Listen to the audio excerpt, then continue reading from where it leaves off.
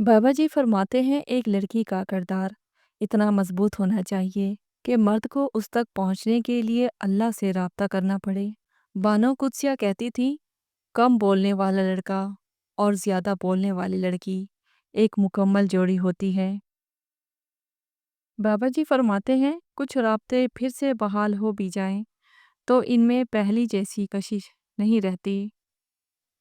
इस मर्द से बड़ा नामर्द कोई नहीं जिस पर एक औरत भरोसा करे और वो इसकी इज्जत को सरेआम रुसवा करे।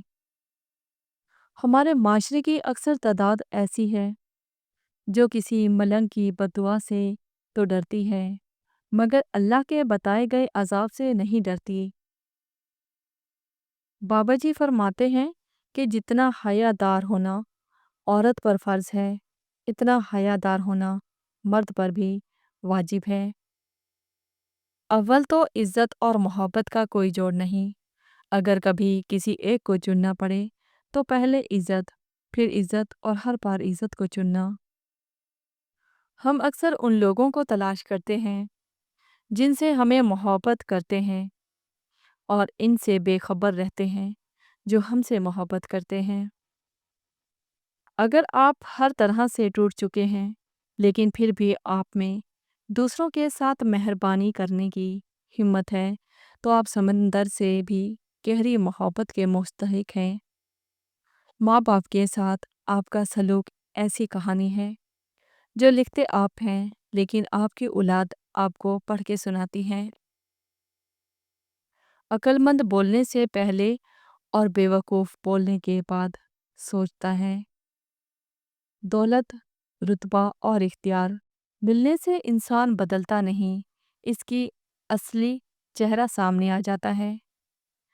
दुनिया की तमाम खूबसूरती उन आँखों में है जो किसी के जाने मोहब्बत से उठें और एहतराम से झुक जाएं।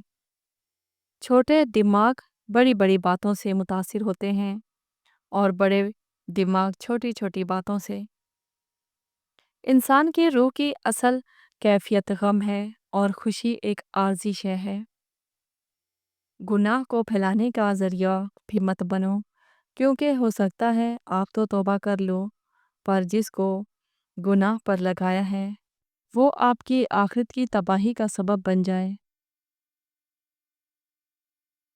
मुखलिस शख्स को हमेशा बेवकूफ़ समझा जाता है, हालांकि ऐसा नहीं होता।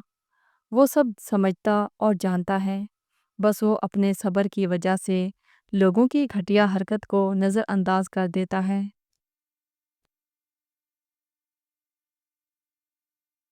इतर से कपड़ों को महका लेना बड़ी बात नहीं, मज़ा तो तब है कि इंसान के किरदार से खुशबू आए।